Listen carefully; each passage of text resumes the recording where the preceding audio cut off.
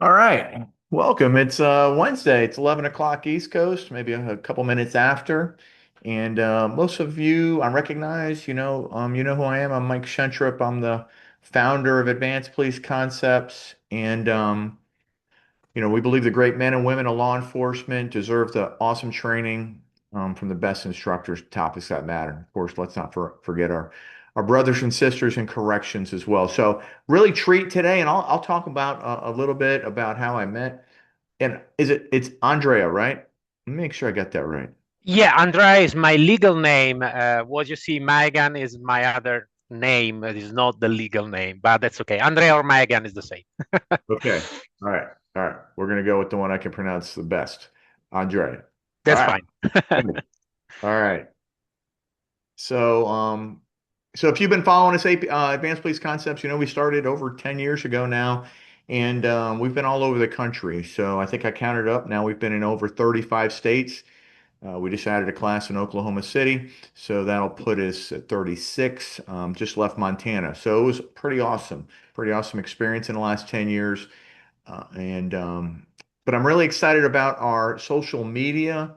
And it's not, I can't take credit for it. I have a really young guy who really knows what he's doing. And I think we're trying to put out not just entertainment, but really we're trying to also put out some content where people can learn in 30, 45 seconds up to 60-second little snips. Of course, we have YouTube too as well. So YouTube channel will host this webinar once it's done in perpetuity, so we always have access to it.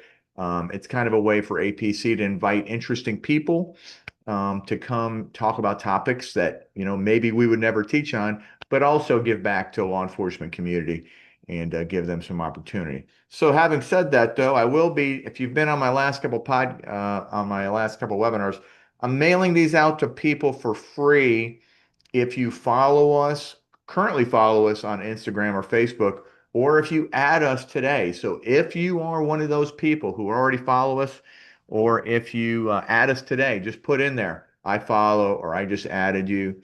And we'll pull a couple names out of the hat at the end, and I'll mail those off to you within the next day or so. Yeah, my Instagram now it's 5,800 followers. Lots of different offerings, lots of different offerings. Report writing, interview and interrogation. A lot of you know John Rappa. FTO. We have corrections classes too, in custody, communication and de-escalation and stuff. So if you're looking, we're still looking for host sites for maybe at the end of this year. We're looking at kind of like November-ish, maybe early December, depending on the class. And then now we're looking at 2027. So we have a bunch of classes booked for 2027. So you know how to get in touch with us. Go to the website, click the contact button, or info at advancedpoliceconcepts.com. Now, this is the person of the hour, though. This is why everybody was here, because you want to try to figure out what Andrea is talking about when he talks about architecture of a decision and stuff like that. I really found just the name of the title he came up with. I was like, okay, I'm intrigued. So I met him through LinkedIn, which if you're not part of LinkedIn, I would say join, especially if you're towards the twilight part of your career. It's a great professional networking. I guess it is social media, but there's really no politics and stuff like that. So it's pretty straightforward, and you can actually get some really good content and some articles people post and stuff. So I enjoy it, but that's how I met a lot of people. Like the last guy I had here, Brian Stample, met him on LinkedIn. So met Audrey on LinkedIn. He reached out to me, says, "Hey, I'd love to talk." I said, "Sure, I'll chat with anybody," and I found him very, very interesting. So. No further ado, I'm going to stop sharing my screen. I'm going to let Andrea share his screen, and we're going to get into it. Okay, nice. First of all, before start my sharing, I apologize for my English. So first of all, if I I pronounce something that seems to be weird, please correct me, Mike. Help me on that. So in case, of course, yes, of course, I'm Italian and my accent is pretty recognizable, I think. So let's start some sharing some screen and Probably the only word I might correct you on is if you tried to say football, and I'd say, no, that's soccer. I know that. I know that. I know that it's usually we said American football and football, but in this case, okay, football and soccer. That's okay. Look at that. You're already getting some Italian in the comment section there. Oh yeah, yeah, of course, with great pleasure. So thanks for introducing me, Mike. It's been a pleasure to be here, an honor, and I'm really glad to start this conversation. Of course, in difference between other speaking in Italian and Spanish that is more similar to my language, of course, I have some notes here to have the correct, words in English to make some mistake. So if I read something, is because I have some note in this case, just for that. So we're talking about the architecture behind decision making. So in general, we have a lot, of course, we'll have a lot of training about decision making itself. That is great. I love decision making. I think it's one of the most important assets in our profession, like first responder. But year after years, I have 24 years of experience in law enforcement, very few here in the United States, but mostly to be in Italy, like national police officer, instructor. I founded my business company working with different agency in Europe and mostly in South America too. And right now I rejoined the law enforcement in the United States because I want to understand better the law enforcement here in the United States apart from serve the country where I want to live as I served mine. And after all of these years, what I always say is that every mistake that could happen in real work, I made it. I made all the mistake. So what is the best for me is understand what kind of mistake and why we we make some mistake in our profession. What is the reason why we made some mistake? To be better, to improve our training, to improve our professionality, and of course to be safe and come back home, of course, making a great job. And I understood that there is just something that comes up in my mind that is finally when we dress uniform or when we are not dressing uniform, we are human, we are the same person. I always say that the uniform for me is just an amplifier of what we are. So we just amplify our behavior, our pattern, our communication in a different way, of course, because we are trained to do something different. But I try to understand that before the decision making, before the decision itself, there were something more. There was something that was more deep inside of ourselves. For this reason, I pronounce the architecture behind the decision making. So what is behind? Behind is our pattern, our behavior, what we really are without the uniform, without all the training that we have. Um, in general, we have a lot of situation that we live every day that we are trained off. Sometimes we think that we are going to decide in our daily life, we are going to decide with something. We are going to decide when we are going to make grocery. We are going to decide to what kind of food we are going to eat. We decide what program we want to watch in the TV. The problem is that usually all these kind of decision are led by our pattern, our behavior that we constantly build every day. We have built in all of our life. So when we talk about pattern, it's just habits that we have. So we need to understand that all of our decisions are made by our pattern, by our habits that we build every day. So we need to understand that because mostly when we are in a stressful situation, and like first responder, we are constantly in a stressful situation, apart, the normal routine, but when we are in some incident, in some situation, we are constantly in a stressful situation. And the most common think and thought is that we are going to decide, okay, consciously when we are in a stressful situation. But most of the time, we are fall back to our previous pattern. So our decision is just sometimes an illusion.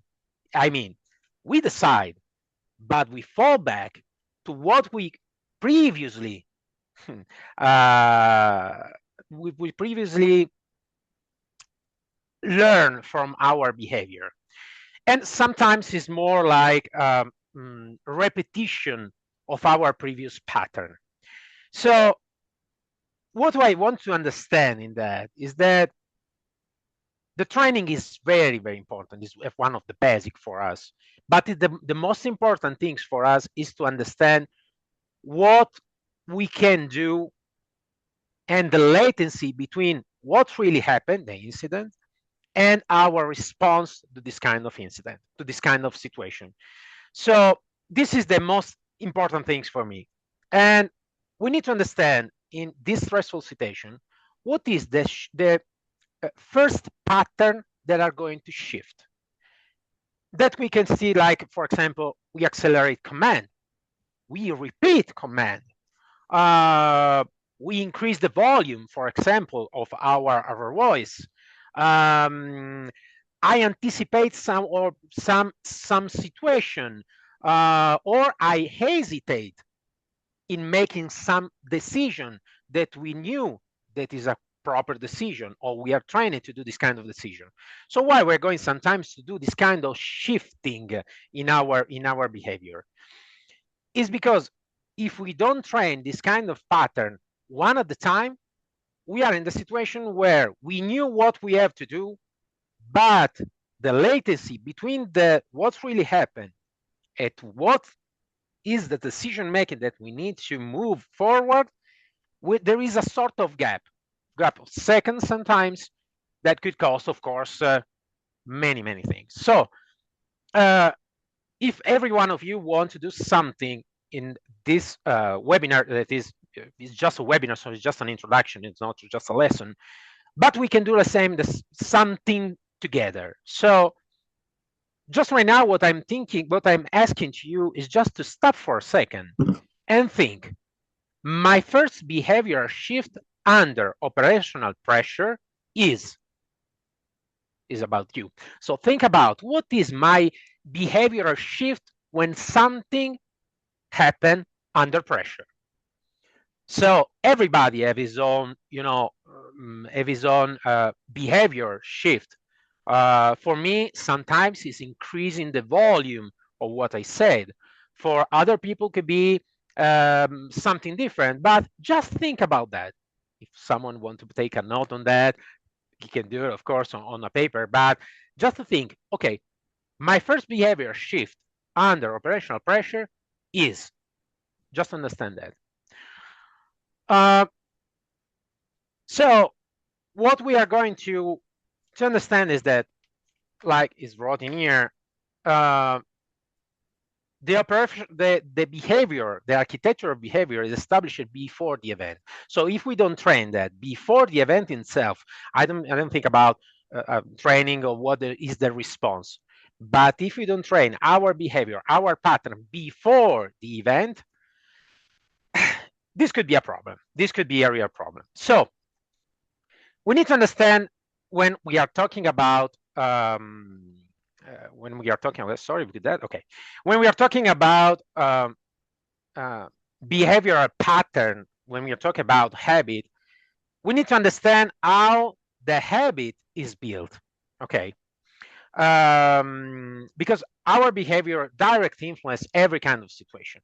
They influence the environment, influence, of course, the result of this kind of incident.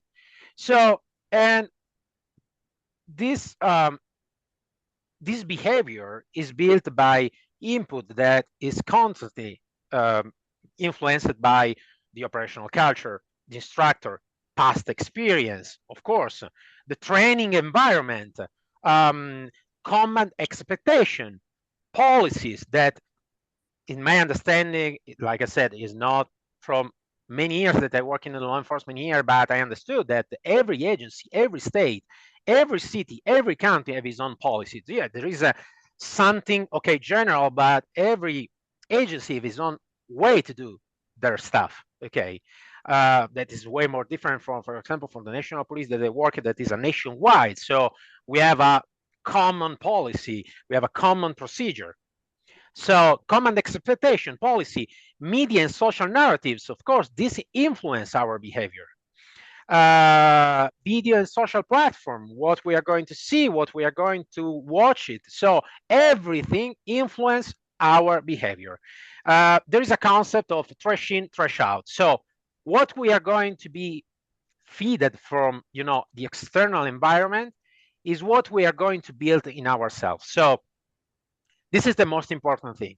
Everything of the exterior environment influence our behavior, influence our pattern, influence our behavior also in the incident itself.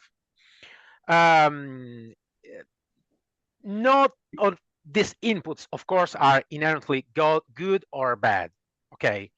But what behavior those inputs lead us to repeat. So, and repetition becomes pattern, becomes habit.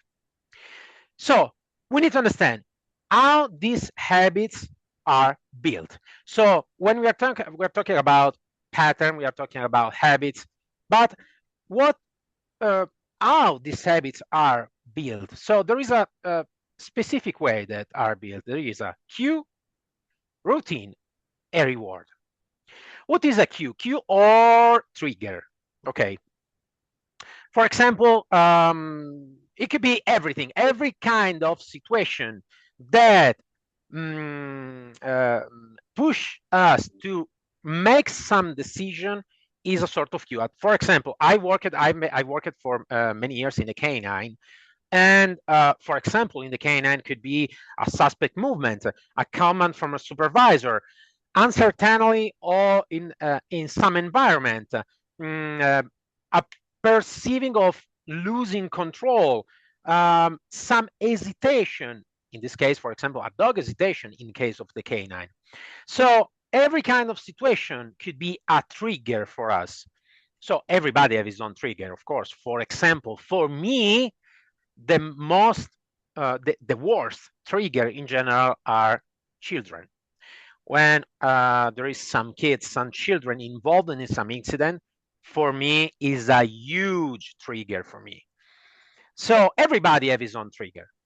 So it's just to understand what is the trigger that push us to make some reaction instead of action. Reaction and action are both different things. Seems to be similar, but are completely different. After that, we have the routine. The routine is the repetition, basically. So, for example, could be repeating commands, raising voice, accelerating decision, anticipating of some action in a certain way, in some situation. So the routine becomes stronger through repetition. So as long as we are going to repeat the same behavior, this behavior becomes pattern. But to repeat constantly the same behavior, we need to understand the rewards or the reinforcement. The rewards, that is the last part, basically is the reward in the nervous system. So it could be something that is real or is something that is perceived. For example, there is some incident, so there is a cue, a trigger, children, for example, something, children involved in the incident. Okay, I understood that raising voice, I perceive that raising my voice in some command, in some situation, uh, lead me to feel a regained control. It's not true, but it's my perceiving. I feel that this kind of behavior lead me to regain control. more I repeat and more I have this feeling, lead all of my behavior to become a pattern, to become a habit. Okay, we can do some other example, a little bit more practical on that. That is not law enforcement related. Some people are smoking. Okay, even if we understand that smoke is not the best way for our health, but we are going to repeat it because we have repetition, cigarette, all the routine inside this kind of ritual, because it's a ritual, no, to use the cigarette, the smoke, and we have a sort of reward. We feel more relaxed. We are different kind of briefing, of course, because you're using this kind of situation. We have this kind of, so we are going to repeat that, and this become a pattern instead of an addiction. Becomes also a routine, a pattern that we constantly use, and we need to understand in that for our brain, the brain prefers immediate reward instead of delayed but beneficial reward. So even if the feeling is to regain control, but we understand that we are not regaining control really, I prefer to have the constant and immediate reward instead of changing my behavior to the delayed but beneficial reward. Same example of the cigarette. I prefer the immediate reward of feeling more relaxed or whatever instead of delayed but beneficial reward that is don't smoke, because if you're smoking is bad for your health, but the immediate reward is great. I feel relaxed, but the long time problem could be worse. But our brain is settled on the immediate reward.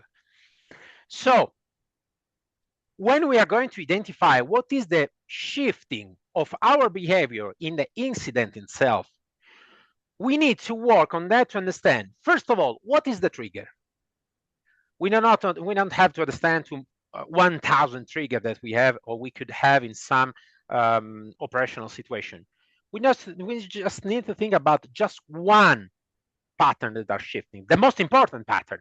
Okay, so first of all, we need to understand when we are recognize that this pattern is shifting. Okay, what is the trigger that caused the shift of this pattern?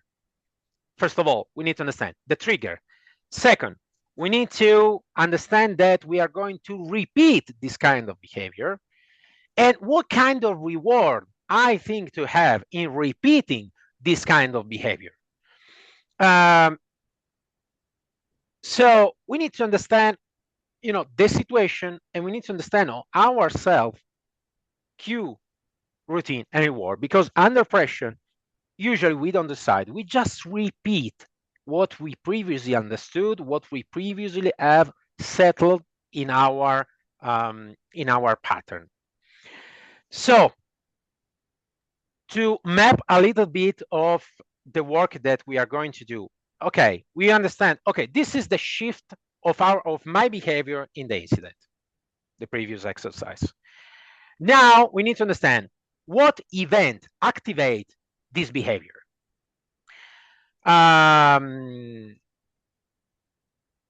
What do I physically do? Well, what is the repetition? Increase in command, the repetition of command, increase in voice, whatever. What is your routine that you specifically repeat?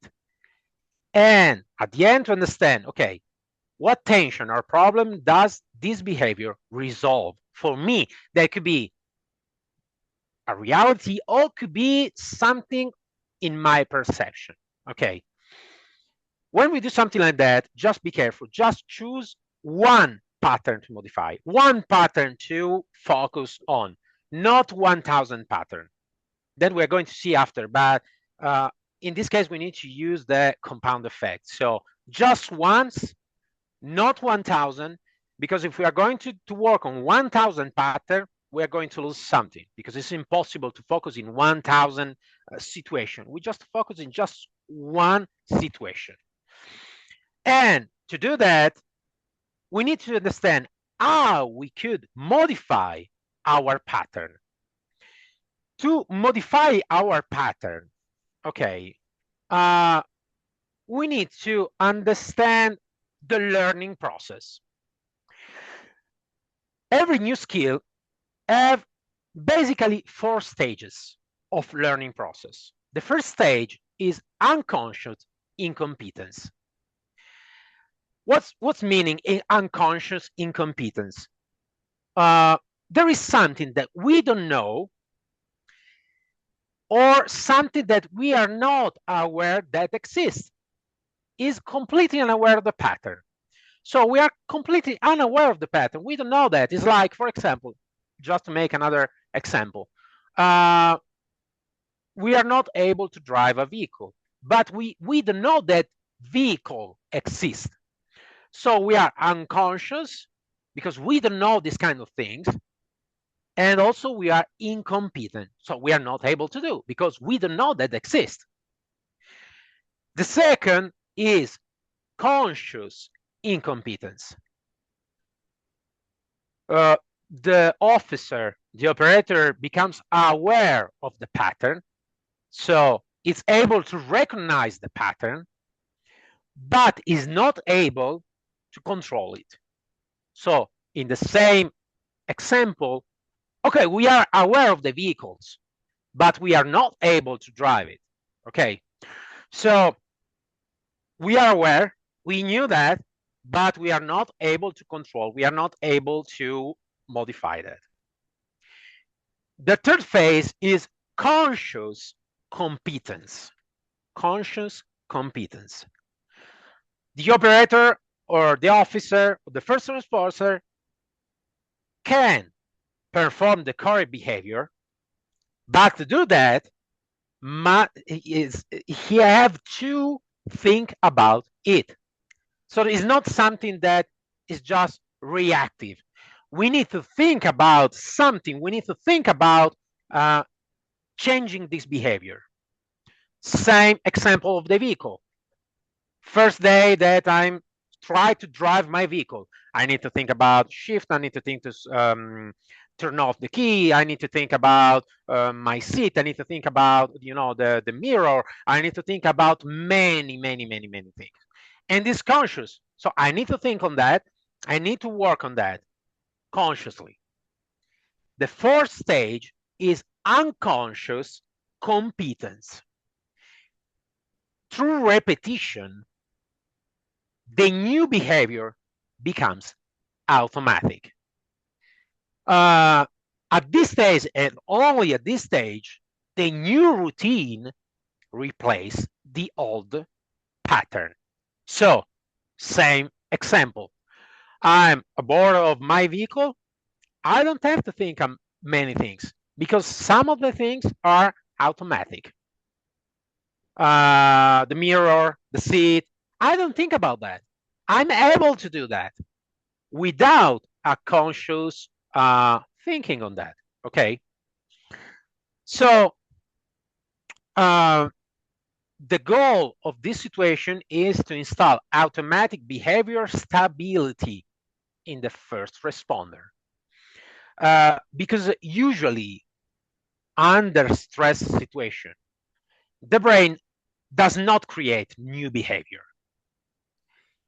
It just executes the pattern with the highest repetition density. So we need to understand that because, like I said, at the end of the day, what we are constantly repeated is something that probably comes up during the incident.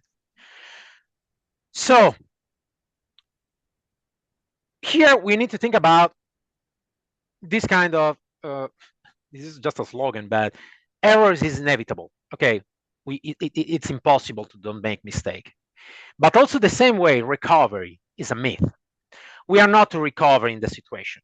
We are not able to recover. Maybe after the incident, after therapy, after someone that are going to help, we can recover something. But during the incident, during the operational situation, we are not recovering. We just fall back in our pattern that we already established.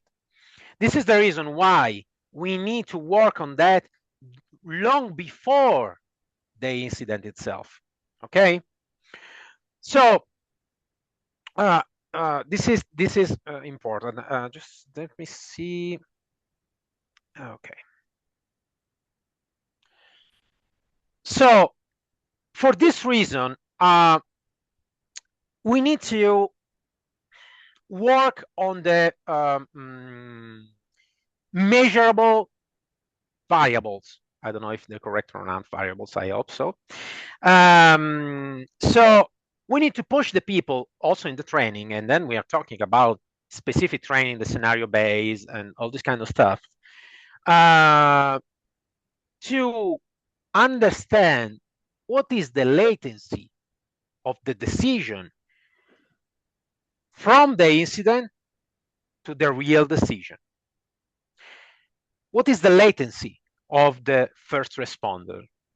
And in how long we are in an unstable situation, and how long does our instability contaminate the next action. So, like I said, we need to work on that with a specific, what can I say, with a specific way to measure that. Okay, we need to be more specific as possible. Okay, we need to understand the latency to the first command. Okay, to the first decision that we are going to take when something happens. We need to understand the number of the repetition of the same command if we are going to make some command. If we have some volume variation, verbal rhythm, line tension, okay? So we need to understand all of this kind of dates, okay? All of this kind of information to work on that and to understand what is the real pattern from the incident to the first action, to the first decision making in this case. Okay. So for this reason, we need to push when we are going to make training in general. We need to understand that we need to push the people to make mistake, because we cannot create a real environment. Of course, that's impossible to create a real environment, but we can be as much as closer as possible to create a stressful situation. So we need to push the people to make mistake. We need to push a lot the people to make mistake, because it's the only way to make this kind of stress in the operator, in the first responder, to push the people to come up with the real pattern of what they have. And when we understood what is the behavior that sometimes are not going to lead to a real success of the situation, we need to understand that, or we can establish what kind of pattern we could use to stabilize the system. So, for example, is pause and reset the command rhythm, re-establish briefing and timing. So we need to define one repeatable redirection pattern. But before that, we need to understand what is the situation. What is the trigger, repetition, reward? We need to understand what is the latency, so what is the time to regain or try to regain control, okay? And establish one repeatable redirection pattern that we can use to move forward as much as possible with a less amount of time to regain, in a certain way, to regain control. And to do that, we need to structure our training in what I said it is a controlled disequilibrium. Training usually is something that is typically structured. We have a structure of the training, and it's almost impossible to recreate the perfect chaos. That's almost impossible, okay? But it's possible to approximate it through controlled disequilibrium. Usually, we are talking about, I think, most of the agency right now, United States, not only United States, because it's something that is basically worldwide right now, the scenario-based training. That is great. It's way more effective than the simulated or something that is not on scenario basis. But at the same way, is a really good tool. But in my opinion, it's not the end of the training. It's just a process, but not the end of the training. Usually, sometimes the scenario, and we need to be really transparent on that, is basically more controlled in a certain way. I mean, in my experience, or what I watched many, many times, is that, okay, we have a sort of scenario in which we have 4 different scenarios, okay, with different situations. Between the scenario, we are coming back to our life generally. So we knew that is a scenario base and is structured. So we have a first scenario that are going to lead to this kind of environment. We have a second scenario that are going to lead to this kind of environment. You have a third scenario that are going to lead to this kind of environment. Within those scenarios, we are coming back to our, I don't know, to our platoon. We are talking about the scenario. We are talking about, I don't know, whatever. So, and like I said, it's basically is way more structured. In a controlled disequilibrium, we need to understand that, and we need to introduce what is something that is more based on real life, that uncertainty, because I don't know of your experience, but in my experience, when I have some call, something like that, there is a lot of certainty. I'm not sure what's really happened. Sometimes the information are not correct information. The dispatch give us information that are not the same information that we're going to find when we are there. Not for the problem of dispatch, but sometimes it's something that happened. Interruption, and of course pressure that is way more different than pressure of the training base. So we don't need the stable environment. We need to have a disequilibrium controlled, is what I say. The instructor need to push something that is more real.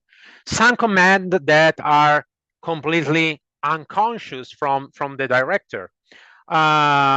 We need to push on that. We need to make stress, but not just to stress the first responder, just to stress the first responder. Is to stress, to push the first responder to move the first responder to the real pattern that they have when stress comes up. And we need to understand what is the response of the first responder. And to help on that, I suggest you to read this kind of book that is really interesting from Taleb, that is called Antifragile. He said that we have a sort of response in a certain situation that is fragile, robust, or anti-fragile. What is meaning? Fragile is something that when the system is exposed to stress in a fragile system, there is something that are going to deteriorate of our response. The fragile system is something that are going to deteriorate. And the stress extend the instability window. Then we have the robust. Robust is way more different. Its robust system resists under stress. Behavior remains largely unchanged. Commands remain consistent. Operational rhythm stays stable. However, this doesn't mean that necessarily improve to stress exposure. Okay, simply the robust system just tolerate the stress. Then we have a third response that is the anti-fragile. Anti-fragile system usually improve when exposed to stress. So in this case, repeated exposure to control the stress leads to reducing the latency, faster the behavioral stabilization, and improved the decision's rhythm. So in this case, in the anti-fragile response, stress becomes a training input, okay? Not just a disruptive force. So we need to understand on that what kind of reaction, what kind of system we usually have. If it's fragile, robust, anti-fragile. And we can manage on that. Usually we try to abort the fragile system, of course, but sometimes we need to move from robust and anti-fragile system in our profession. So, and working on that, we need to understand that stress does not simply test the emotional strength. Stress reveals how quickly behavioral stability can be restored. So, and the metric key in this case becomes time. This is the reason why we need to understand what is the latency on that. Okay.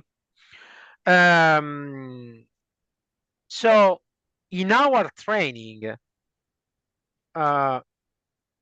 if the stress exposure, so in this case, is introduced gradually and intentionally, we need to be intentional on that, not just to push just for pushing on stress. We need to be intentional on that. Handlers are able to develop robust and anti-fragile behavior pattern after all the training that we already done, after understanding what is the learning process, after understanding what is the cue, repetition, and reward, after understanding what is the shifting of our behavior. So to do that, we need to work specifically on something, like I said, that is the training stress scenario based, that have not to be different from what we are doing, but have to be more specifically focused on something that is not just to put in a stress situation to see how the people can react and what kind of decision they are able to do. Okay, but we need to work on that to have a specific awareness of the latency, what is our pattern, our habit, and then work on the decision making. Okay. So this is one of the most important things. After that, we need to understand and we need to give to our first responder a key to understand how to prioritize something. I try to explain on that. Usually we are working and we knew about the slogan, what is important now. That is true. Okay, we need to understand what is important now to understand how we can manage the situation in a certain way, but we need to have more tools on that. To have more tools on that, we can use something that you probably knew that because it's something that comes from United States. That is the Eisenhower matrix. The Eisenhower matrix is based on 4 quadrants: important and urgent, important but not urgent, not important but urgent, not important and not urgent. This is something that we need to work on, that because this leads also to create different patterns. Because when we are going then to a decision making, but if we are is in our mind, we have this kind of pattern that we are able to understand in a real quick mode what is really important rather than not important, urgent or not urgent, we are going to be and we are able to work on that and change our pattern. So for everybody that already knew the Eisenhower matrix, probably something is just to a refresh. For someone that are going to, I don't know, they never heard something like that, could be something brand new. But you can find everywhere. It's something pretty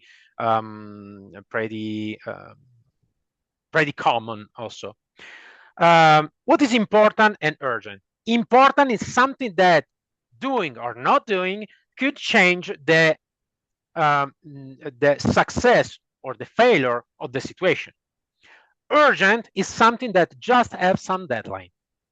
Okay, so for example, important could be some action that I need to do, that if I do this kind of action, this action lead me to succeed. Okay, urgent is something that you have just a deadline. So for example, I interested in a pair of shoes, okay, that cost me $200, and just for today, until midnight of today, we have an offer and cost me just $90. Okay, this is just a deadline. So it's urgent because yes, we have a deadline. So if we understand this kind of before quadrant, it's like important and urgent. Important and urgent means that action that directly affect mission success and require immediate action. So is an action that affect my success in what I'm doing and require immediate action. I need to do now in this way. Second quadrant is important, but not urgent. Okay. Action critically for long-term operational performance, but not requiring immediate reaction. It's important. Lead me to long-term operational performance. Yes, but there is not just a deadline. I know to do right now in this moment. I can do also maybe later. The third quadrant is not important, but urgent.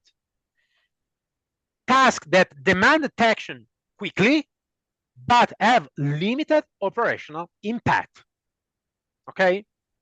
I have a deadline, but it's not something that have a highly impact on my success. The last quadrant is not important and not urgent. Tasks that not significantly influence the mission. So this is something important that we need to understand. We need to have inside. Okay, we need to. This also is a sort of behavioral pattern, because if specifically in our mind, then we can lead to a decision. We can have this kind of decision making after understood what's really important, if it's urgent, if it's important, if it's not urgent but it's important, if it's not important but urgent. Okay, because we need to classify every kind of event. We need to classify on that. After all of that, we need to just finish our presentation with what is something that is really practical. That is, and we come back to the scenario base, in which we are working, and we have worked for many long time in this system that we call the LART, live action role training. It's similar to the scenario based, of course, but is way less controlled. Okay, I mean, the control comes from the participant, not really from the instructor. Now I try to explain a little bit more. Um, it's a sort of control exposure of behavioral pattern under operational stress, of course. And is the focus on that, the goal of this kind of training is to observe what behavioral pattern emerge when structure begin to break down. So usually the the main training provides a structure, like I said, clear instruction, defining timing, sometimes known objectives, and controlling the environment. And this is very useful for learning, of course, but sometimes they create limitation. We knew that, for example, the scenario that have a start and that have an end. We knew the context. So for example, I need to retake my certification for taser training. I knew that all the base scenario are, focused on the taser. Okay, so we knew that. We already knew that. So our brain is already focused on using the taser. Okay. So if something different happened, okay, is not for the certification of the taser. So could be something different, but is not something for the certification. So largely, the live action role training is a little bit different because this kind of training removes most of the structure. Instead of short, isolated scenario, our situation creates one continuous immersive environment. So there is just a beginning. There is just an end. That could be maybe after 1 day, 2 days. Sometimes also when we have done something like that was also with a huge agency like United Nations. So was for days. Sometimes the longest, training that we have done was, I think, was 4 years ago or something like that, for 1 week, 7 days, with a lot of agency involved, of course, but was for 7 days without break. So we have a beginning, and we knew that this kind of environment we are going to an end from Sunday to the next Sunday. So we have a starting date and time, we have an ending date and time. This is not the case, of course, for the agency, for the law enforcement agency. Could be just an utopia, a dream to do something like that. But we can do something also a little bit smaller. So we have, like I said, a beginning. We have an explanation, a briefing about safety rules. Okay, what are the basically safety rules of the engagement of whatever, and what are the rules in general? From that moment, from the beginning, the environment becomes dynamic and evolving. What mean dynamic and evolving? We have the role player, and we have the actor in the role player. We have the role player and the player. The role player are basically the actor. Okay, the player are the people that are going to be involved in this kind of training. Actors, so the role player, do not step out of their roles. So if I start to work with Mike and I will be a bad guy, I will be the bad guy for all the period. So we have no break in which, okay, right now I'm trying to attack Mike, and then after 15 minutes, hey, Mike, how are you? We're going to take a coffee. No way. I'm the bad guy from the beginning to the end of the situation. The situation does not reset after a few minutes. So every decision of the players influence all the action that comes later.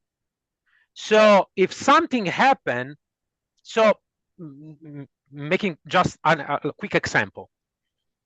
I'm a bad guy. I try to attack a police officer. The police officer makes some mistake, and I don't know, without improper policy, without improper action, unfold this gun and are going to shoot me at the head. If I'm dying on this situation, I will be dead, and all the consequence of this action does not reset the beginning of the training. Okay, I'm going to move forward for all the situation that comes after, apart from judgment, procedure. This is another case, of course. So basically, the story evolves according to the decision and the action of the participant. In this case, we are going to make what we call the controlled chaos. So we have a stress, several stress variables that could appear, like unexpected situational change, external interference, social pressure, misinformation, inducted errors, common confusion. We are going, okay, we have a command that are going to lead to some command that are completely confused. Those variables are not introduced randomly, of course. They are, I try to use the pronunciation that I hope this will be correct, orchestrated, okay, through a direct structure. The goal is to reproduce the dynamic instability of real operational environment, and expose all the participants to behavioral pattern, to the latency after disruption, to redirection capability, to stability under pressure. So participants are going to experience the real behavioral reaction, not just theoretical response. Mistakes needs to occur, stress accumulates, and sometimes information, like I said, becomes incomplete, contradictory. Command could change in a really quick way. And only in this case, behavioral patterns are able to emerge clearly. So basically, when we need to work on, when we want to work on this kind of framework to understand all the pattern, to understand the pattern situation, to understand the redirection of the pattern, we usually have a specific structure. The specific structure is, okay, we are going to do the first simulation, one day, whatever. Of course, all the people need to be already trained, and it's just people that are already doing this kind of job, okay? They knew what to handle this kind of situation. So we have the first day. The first day is just to have a clear vision for every participant of what are the real pattern instability, what is and how long is the latency. So to have a picture of the situation. After the first day, we need to work on 30 days with a journal that we created. Is a journal basically in which we are going to write something that really happened, what we are working on, etc., for just one pattern at a time. So what is at the end of the day of the training is that, okay, what is the most important, the most effective pattern that we need to work on? This is the pattern. Good. So we are going to work just on this pattern with all the situation that I already told you. Cue, reward, repetition, understand the latency. What is the time? What is the stress? Anti-fragile, fragile, robust. After 30 days of work in which the participant, the player, the officer, whatever, needs to write every day the work, needs to make notes every day of the experience of what he or she experienced, what was the situation to improve, if the latency are going to reduce the time of the latency, we're going to retake another training, basically similar to the training at the beginning, to make another picture of the situation, to understood if in a real or simulated real situation, this pattern or those patterns have been improved. Okay, so if we have some change. Um, so at the end of the training, all the participant needs to understand and identify what elements were similar, for example, from the beginning to the end, what elements were different, repeated errors, tunnel vision, all this kind that we already knew very, very well. And we need to understand what is the pattern correction that we are going to work on. So all this kind of framework is based on pattern recognition, behavioral habits, latency reduction, redirection strategies. Because what I strongly believe is that when something happens, we don't have the time to recover. And recovery is a myth. We are just fall back in the previous pattern that we already have.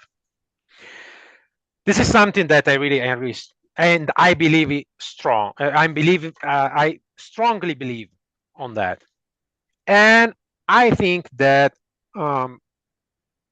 like human beings, sometimes we have this kind of illusion of making decision or create new pattern in the time when something happened.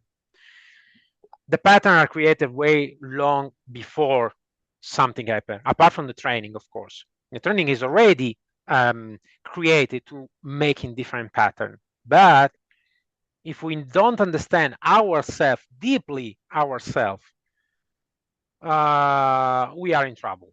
We are in trouble because we need to understand our behavior apart from training. The training is something that comes a little bit later. I mean, first we need to understand what we really are without the uniform, when we are off, when we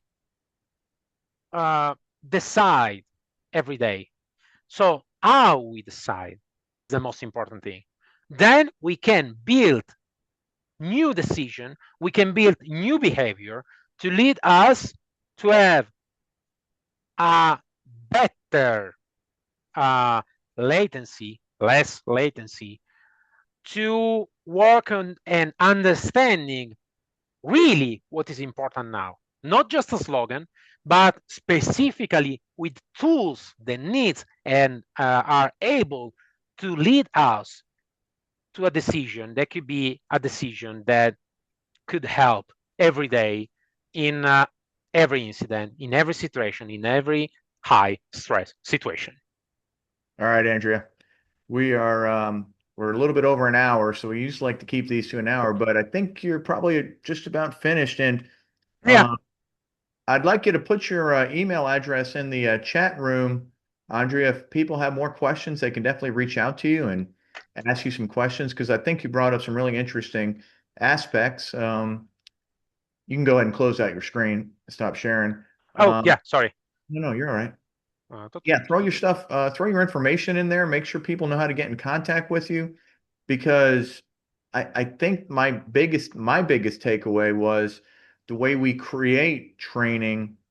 What you're saying is it has to be safe and structured, like you said, but you want to create a situation where the participant basically drives the behavior of the role player. So the role player is going to evaluate what initial decisions the officer makes. Let's just say it's an officer. And then that kind of directs the role player to see what they're going to do next. And that's how you can better measure. If you come in, I think what I'm saying is, I think what you were saying is like if your training is too structured, where the role player is told to do this, this, this, and this, you're not really working too much on decision making. You want to see what decision the participant makes first, let the role player react to that first decision, and then has that iterating process or that movement through. You're watching the participant as they're making decisions kind of adjust to where the role player is making counter decisions, but there's nothing super structured other than safety. Yeah, basically, the thing is that the role player needs to be really trained. I mean, it's not just okay. Today I want to do the role training. Right. Needs to be trained on acting like real actors. Sorry for these two words that are pretty similar, and to react in front of the decision of the participant. Right. Right. Just to have okay safety because we don't want to hurt anybody, of course, not as much. Okay, sometimes it could happen but not as much, but we don't want to hurt anybody, but we need to push the people to the real scenario. So the structure is based on players, officer, first responder, whatever, actors, and the direction behind. So the direction needs it's like a sort of movie in general, basically.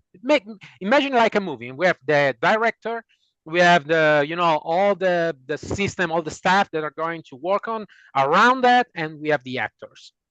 Yeah, I think when we Uh, teach that whole idea of what's important, what's urgent, what's important, not urgent, I think we get lost sometimes because I know that some of these things, I was taught you kind of do those in your head as you're just going through life, right? You're playing these scenarios out on your own. I think in a structured training environment too, that can just be a Q&A with the group, like, hey, we have this scenario. Tell me what's urgent and what's yep. important, it's not urgent. And then you're building, of course, right now. Hold on one second. Yep. Hey, go ahead and close it out. Put your information in there, and we're going to close this out here in a second. And hey, if you put your name in there for a patch, I'm going to put my email address in here. Email me your address. I think only 3 people threw their name in. I'm going to send everybody one. Thank you for following APC. And Andrea, I'm going to let you close it out. Yeah. I mean, I think that there is many things that when we are working on the real life, we need to improve ourselves like person. Like I said, that I always said that for me the uniform is just an amplifier of what we really are, not just from a rhetorical point of view, but basically for the action and the decision making they are going to take. The training is important, the technical training, but finally we are people that are going to decide when to use this kind of tools, how to use this kind of tools, and if we don't understand that deeply inside, we could have a problem. So I want to give the chance to the people to understand a little bit better what could be the problem and how we can work on that to have a more awareness on myself, on my decision, to take proper decision, not just a robots, but there's just a human being that are able to understand my boundaries, my latency to making better decision. This is the Yeah, point. for sure. And hey, great conversation. I know people are probably going to reach out to you and want to keep this thing going. We usually try to keep it to an hour, but sometimes the information is just flowing. We got to keep it going. So I really like the idea that you talked about of how you put those trainings together and why how do we influence the decision making process before you have to make the decision in real life. And I think Yeah, that's a very interesting aspect and how you create your training matters a lot, right? I think that's yeah, what you're saying. yeah. All right. Yeah, I think that the structure of creating training, it's one of the most important things. Just not just making training, but to create a structure, like a sort of something that is structured between different aspects and different topics that need to lead finally to the real operation. Okay, we have pieces, and Right. then we have the real operation. Yeah, I mean, it's like, it's like when you have and let's not even talk about use of force. Let's just talk about a person who's injured, right? You have a penetrating wound to the chest, and then you have a abrasion or a pretty bad broken leg. What's urgent and important. And what's the most important thing? Well, you got to stop the sucking, you got to Oh yeah, stop the sucking chest wound before you can work on a broken leg, right? So I think all these things, it's not just in use of force or in these situations. I think the idea of understanding what's urgent and important, and really knowing that before you get into it, right? That's what I think you're saying is we really want to help these folks get into that mindset before they actually are put in those positions. And I know from a new officer, that's the hardest thing to do. And I know they try to do it in the police academy. Some academies do it better than others, but that's the hardest thing to teach is what's most important and yeah, what's most urgent to yeah. do at that moment. All right, sir. Thank you so much. Did you put your information in the chat room? Yeah, I put this is not the business. I mean, email is my personal email that is Did more you checked. send it to everyone? Yeah, I hope so. I think so. I don't see it in there. Probably not. Just no, no, no. Sorry. I just was for just the panelists. Sorry, my bad.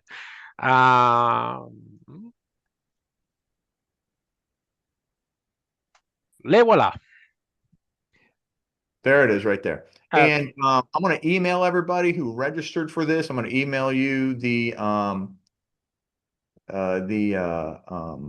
link to the YouTube, and I will make sure that Andrea's email, he's going to be CC'd. So if you don't even see it here, you're going to get a copy of his email address in the CC, so you can reach back out to him and get more information down the road. So Andrea, great.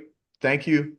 I know this is a passion of yours, and it's clear that I would be petrified of trying to do it in not my first language. So thank you for helping everybody out today. I'm still petrified too. So, I think you so did. You did a pretty th good job. So thank you so thanks much. very much. I try to do that. I mean, as much as best as I can, and which to say, okay, the language could be a boundary, so it could be like I said, okay, I want to do the same and give this information as much as my best. So thanks for the opportunity, Mike. I really appreciate it. It was a pleasure and an honor to be there with you and all of the participants. Thank you so much. I appreciate you. All right. To everybody else, please be safe. Like I've said before, I'm retired. I stay in air conditioned. I don't get wet. You guys are out there doing the job every day, putting yourself on the line.